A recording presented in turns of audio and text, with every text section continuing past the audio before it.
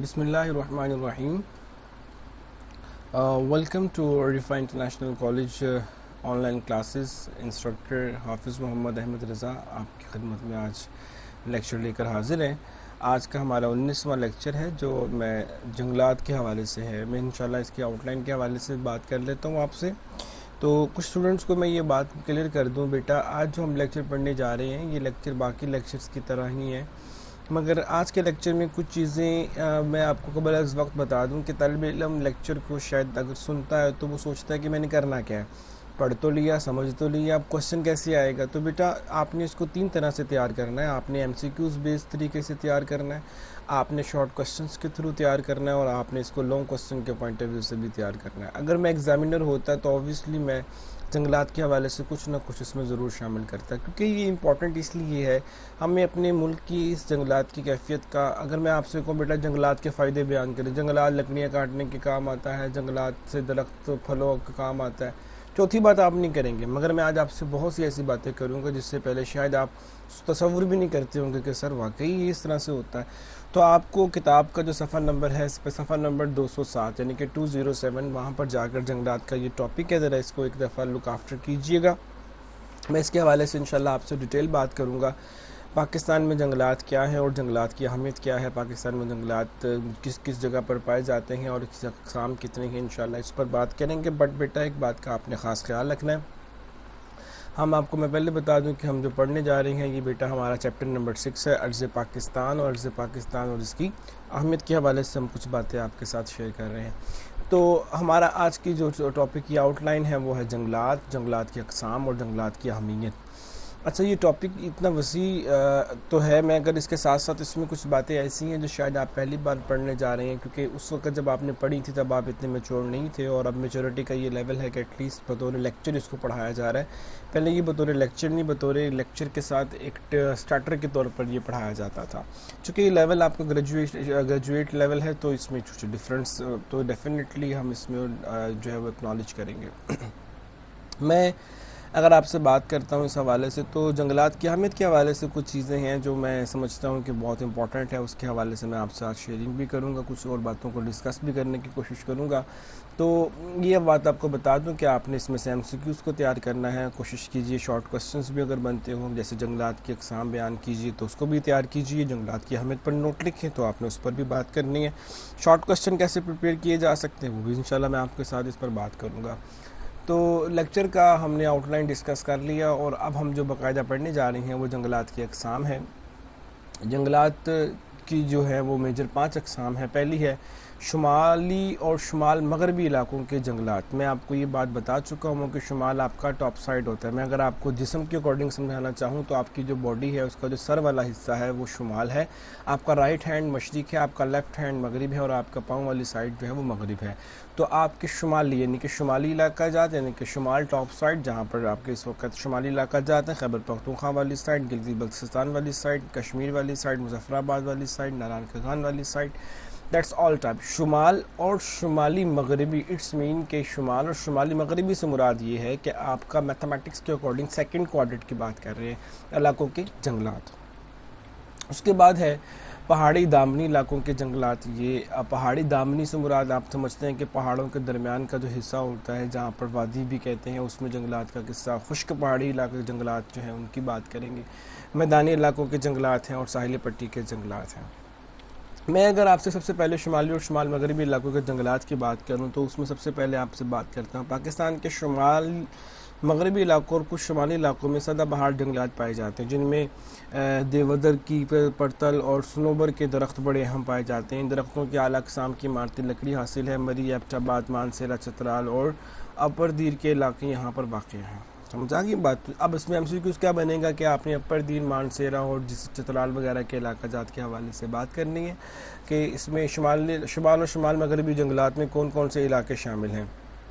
تو آپ اس میں بتائیں گے کہ شمال اور شمال مغربی علاقوں میں جو علاقے شامل ہیں وہ چترال ہے، سبات ہے اور دیر ہے وغیرہ وغیرہ. نمبر 2 ہے پہاڑی دامنی علاقوں کے جنگلات.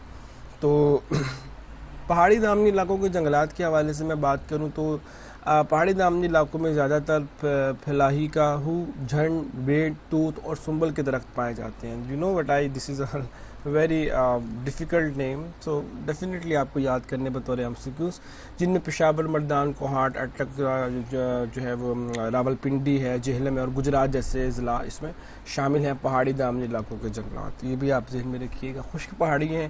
خشک پہاڑی جنگلات کی اگر آپ بات کریں تو اس میں 900 سے لے کر 3000 میٹر کی بلندی پر پائے جاتے ہیں. صوبہ بلوچستان میں کوئٹہ اور کلات ڈویژن میں خشک پہاڑی علاقے جنگلات پائے جاتے ہیں، جن کی جو ہائٹ ہے وہ 900 میٹر سے لے کر 3000 میٹر کی بلندی پر پائے جانے والے یہ جنگلات ہیں. یعنی کہ یہ اپر دیر پہاڑی علاقہ جات کے اندر یہ زیادہ انوالو ہیں. یہاں زیادہ تر خاردار جھاڑیوں کے علاوہ مازغ اور چرغوزہ، توت اور پائپل کے درخت بھی پائے جاتے ہیں. چرغوزہ کے درخت بھی یہاں پائے جاتے ہیں. جو خشک پہاڑی علاقہ جات ہے تو خشک میوہ جات بھی وہ اس لیے آپ کو یہاں پر دیکھنے کو ملتے ہیں. اس کے بعد ہے میدانی علاقوں کی. اگر میں بات کروں آپ سے تو میدانی علاقوں کے جنگلات میں شیشم ہے، پیپر ہے، سفید وغیرہ کے درخت ہیں. ان علاقوں میں چھانگا، مانگا، چیچا بتنی، خانیوال، ٹوبا ٹیک سنگھ، بورے والا، رکھ، غلامہ، تھل، شور کوٹ ہے، بہاول پور، تونسا شریف ہے، سکھر ہے، کوڑی ہے، گدو بیراج وغیرہ جو علاقے ہیں یہ شامل ہیں اس میدانی علاقوں میں. We live in Punjab and we live in the capital of Punjab in Lahore. So that's why یہ جو میدانی علاقہ جات ہیں تو اس میں خانیوال وغیرہ، ٹوبا ٹیک سنگھ، بورے والا، اس طرح کے علاقہ جات جہاں پر جنگلات وسیع مقدار میں موجود ہیں. آپ اس کو ان ادر ورڈ کہہ بھی سکتے ہیں کہ جنوبی پنجاب. ٹھیک ہے جی. اس کے بعد اگر آپ بات کریں جو ہمارا آخری ہے آج کا جنگلات کی اقسام ہے، ساحلی پٹی کے جنگلات. کراچی سے کچھ تک اگر آپ جائیں، دور تک جائیں تو ساحلی پٹی کے ساتھ جنگلات موجود ہیں. ان کی مینگرووسی قسم کی جنگلات ہوتے ہیں. ٹھیک ہے جی. یہ ایک قسم ہے پہاڑوں کی چھوٹی جنگلات کی. یہ 3000 ایک جو ہے وہ ایکڑ کے علاقے پر پھیلے ہوئے ہیں. 3000 ایکڑ کے علاقے تک ان کی جو ہے وہ رسائی موجود ہے. تو انشاءاللہ ہم اس پر مزید، چونکہ ہمارے ٹاپک میں اتنا لینتھی پروسیجر نہیں لکھا، یا میں یہاں پر اس کو ڈرا کر کے دکھانے کی جو ہے وہ جسارت نہیں کر رہا، but still I must tell you کہ اٹس ریئلی امپورٹنٹ. میں کوشش کروں گا کہ میں جو ہے وہ ان علاقہ جات کے حوالے سے آپ کو کچھ اس کی ویڈیوز یا اس کی کوئی ایڈیٹنگ کر کے تو میں آپ کو یہاں پہ کچھ چیزیں شو آف بھی کرا سکوں، تاکہ آپ کو آئیڈیا ہو جائے کہ ہم جو بات کرنے جا رہے ہیں وہ کتنی امپورٹنٹ ہے، یا ہمارے لیکچرز میں یہ چیزیں کتنی امپورٹنٹ ہے. میں زیادہ چونکہ آؤٹ لائن ہوتی ہے تو میں کہتا ہوں آؤٹ لائن سے میں اپنی آواز سے آپ کو ایکسپلین کر دوں. کچھ چیزیں ہوتی ہیں جو لکھنے سے میں سمجھتا ہوں کہ آپ پزل ہو جاتے ہیں کہ یار کیا کہاں سے شروع ہوا، کہاں پہ اینڈ ہوا، پتہ ہی نہیں چلتا. اس کے بعد اگر ہم بات کرتے ہیں تو پاکستان کے جنگلات کی اہمیت کے حوالے سے بات کر لیتے ہیں. اور میں اگر جنگلات میں بات کروں تو پانی کے حصول کا ذریعہ بنتے ہیں. جی پانی کے حصول کا ذریعہ یہ کس طرح سے بنتے ہیں؟ اس میں دو چیزیں شامل ہیں. پاکستان کے جو آپ کو پتہ جنگلات جو ہیں وہ پاکستان پانی کے حصول کا ذریعہ اس لیے بنتے ہیں کہ شمالی پہاڑی علاقوں میں زیادہ تر بارشیں ہوتی ہیں، جس سے پہاڑی ڈھلوانوں سے پانی دریاؤں میں گرتا ہے. کیونکہ پہاڑی علاقوں میں بارشیں جنگلات کی وجہ سے زیادہ ہوتی ہیں تو وہاں سے پانی گر کے کہاں پر آئے گا؟ دریاؤں میں. جنگلات کا ڈھلوان پر ہونے کے بہاؤ میں مدد دیتا ہے. اس طرح نہ صرف مٹی کا مطلب کٹاؤ رک جاتا ہے بلکہ پانی کی رفتار کم ہو جاتی ہے اور باقاعدگی سے پانی میدانی علاقوں میں سیراب کرتا ہے. اگر میں آپ کو ریویژن کرا دوں، آپ یہ دیکھیں ٹاپ کارنر پہ آپ کو لیکچر مل رہا ہوگا، لیکچر نمبر 13. تو لیکچر نمبر 13 میں آپ جا کے ذرا غور فرمائیے گا کہ آپ کو پتہ چلے گا کہ میں نے یہاں پر بات کی ہوئی تھی آپ کے ساتھ. یہ ٹاپ کارنر پہ ایک پوائنٹ بھی آ رہا ہوگا نا، آپ اس کو دیکھ لیں. یہ لیکچر نمبر 13 کا لنک ہے. یہاں پر میں نے آپ سے عرض پاکستان کی بات کی تھی.